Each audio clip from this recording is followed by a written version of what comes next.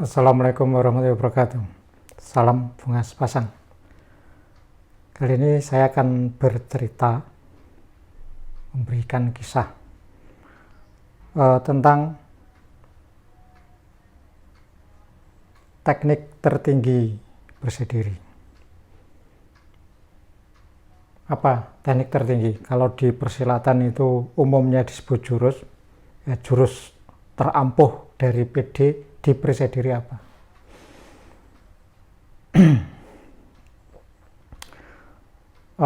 Saya mulai kisahnya dulu waktu masih muda,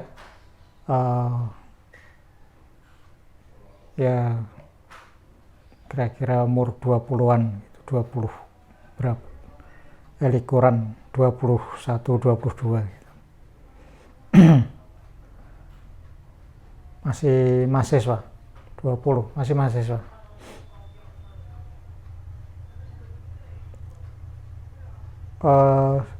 Di kota Semarang, IKIP PGRI Semarang, dulu namanya IKIP PGRI Semarang, yang sekarang jadi UPGRIS, Universitas PGRI Semarang, itu dibuka unit latihan baru. Ada acara peresmian, mengundang pendekar dan mas-mas itu di tempat yang cukup besar. Dan ada tanya jawab di sana. Salah satu pertanyaan dari mahasiswa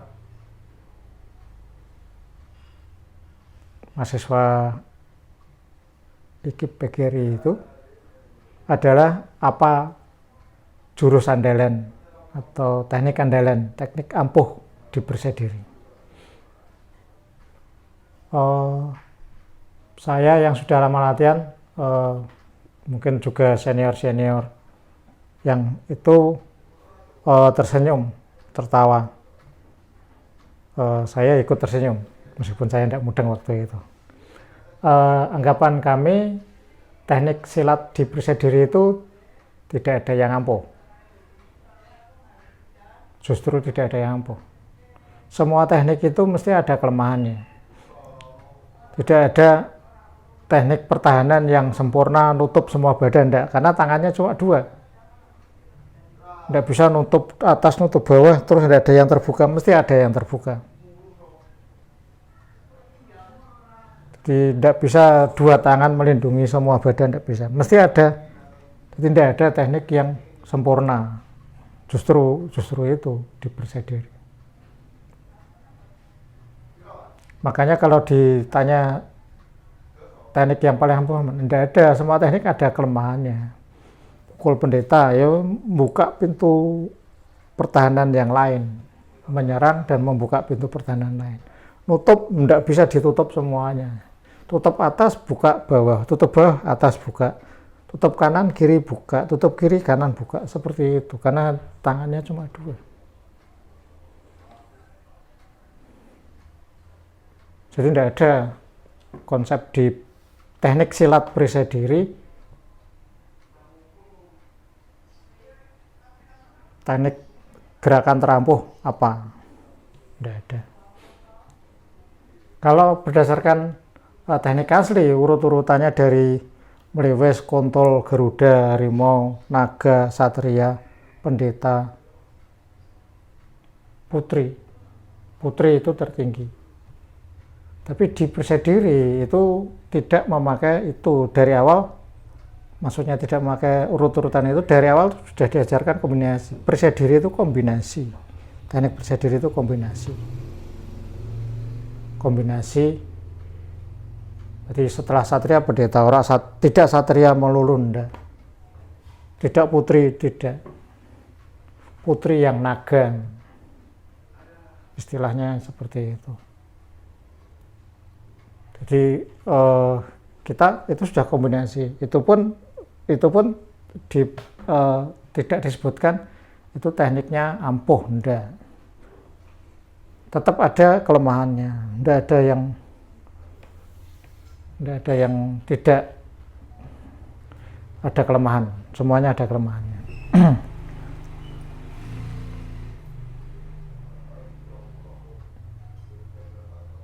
Tapi waktu itu jawaban dari Mas Gunawan Parikesit, pendekar Persadiri Kota Semarang, ya, almarhum,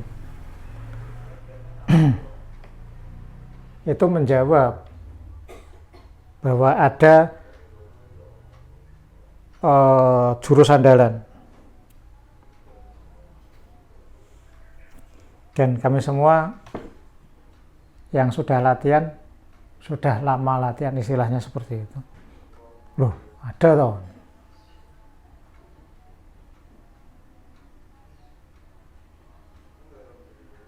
Teknik yang itu dan diperagakan oleh Mas Gunawan. Jadi di depan itu beliau menunjukkan, ini loh tekniknya. Dia menunjukkan hormat bunga sepasang di depan. Ini yang terampuh di Persadiri itu pasrah. Yang lain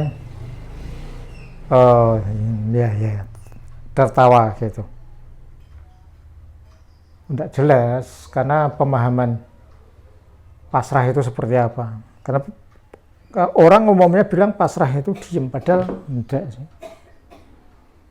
Dan saya juga tertawa, tidak jelas waktu itu.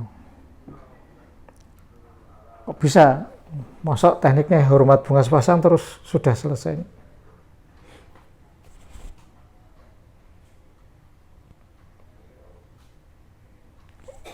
Tapi ya itu direkam saja, itu jadi catatan. Terus beberapa tahun ke depan saya menerima pemahaman yang kemudian saya sendiri, waduh, ya, kejadiannya saat saya bersama anak saya nonton gitu, terus pemahamannya muncul gitu. Itu hormat bunga sepasang.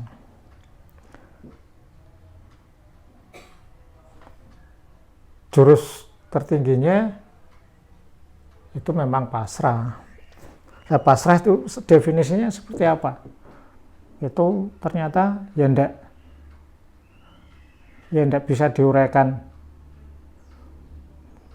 istilahnya langsung selesai gitu, ndak. Itu masih butuh perjalanan panjang.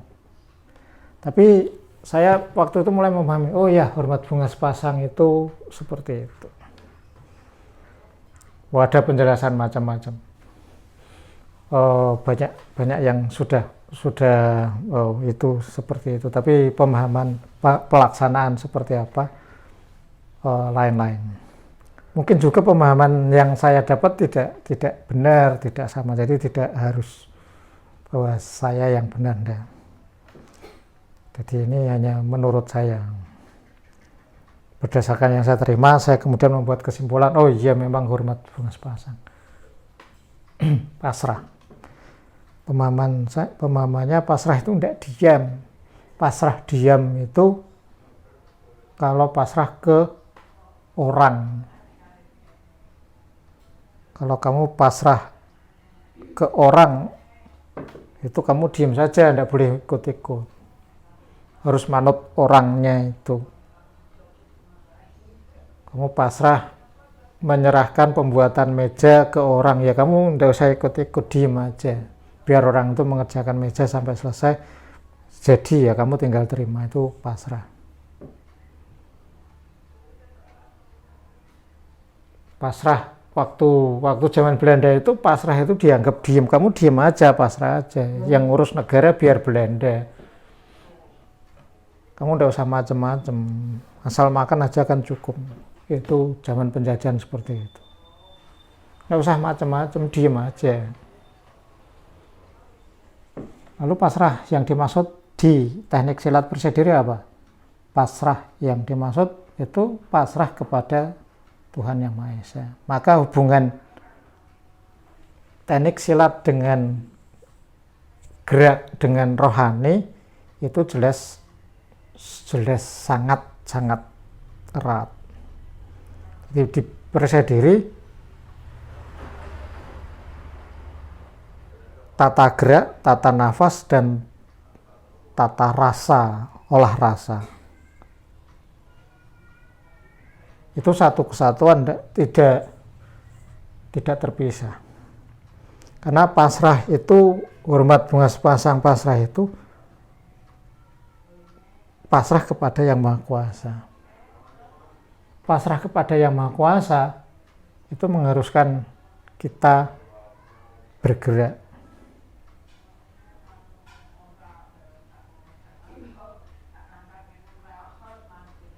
Dalam perang itu kita pasrah nanti akan ketembak atau enggak, tapi kita enggak diem saja terus musuhnya mati sendiri, enggak. Ya kita ya harus merunduk-runduk, mengintai, menembak dalam serang, dalam berkelahi. Pasrah itu yang membuat kita bergerak. Nanti hasilnya gimana ya enggak usah dipikir, itu terserah Gusti Allah, tapi kita harus bergerak mengikuti tuntunan, mengikatkan diri, mendengar tuntunan, itu latihan kerohanian.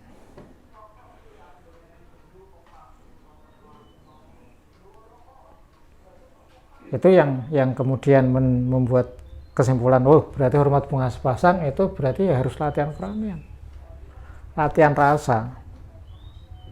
Nah, cuma sekarang kan memang ya rasa itu susah, makanya kerohanian kemudian masuk ke opsional. Nah, kita bahas kerohanian di lain hal.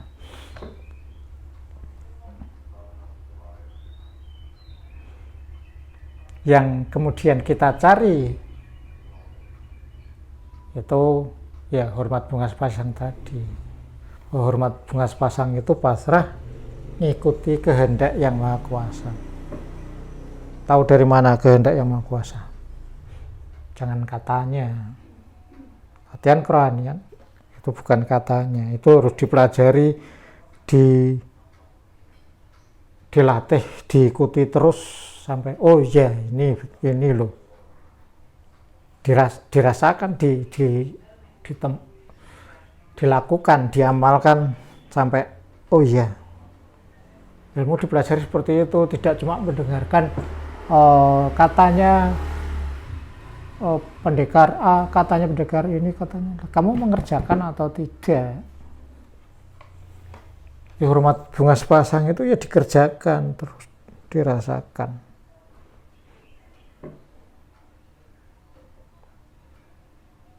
Tidak hanya sekedar tidak.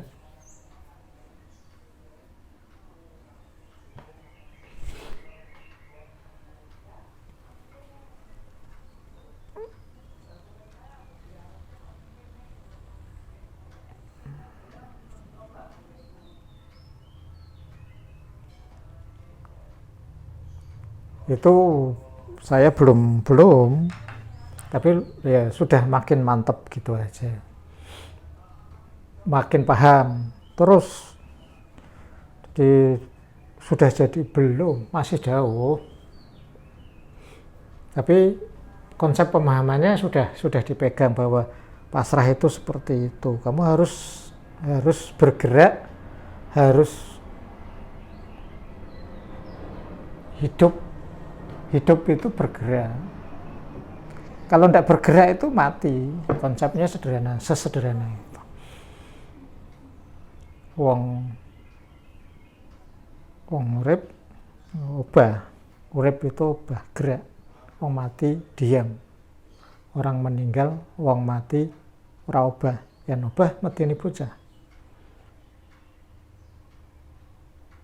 Nek obah itu berarti masih hidup. Bergerak terus. Lah gerak itu tidak selalu raga fisik, tapi juga pikiran, rasa.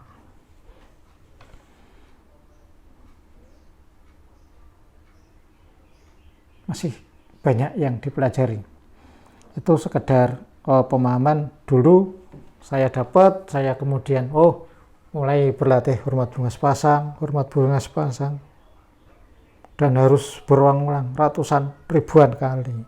Coba lagi, coba hormat bunga sepasang, waktunya 5 menit, diulang-ulang terus, cuma merasakan. Dapat apa? Ya jangan bilang dapat apa. Kalau kamu menghadap ke Yang Maha Kuasa, jangan bilang dapat apa. Kalau tidak dapat apa-apa, tidak menghadap. Yang membutuhkan itu kita, bukan Yang Maha Kuasa.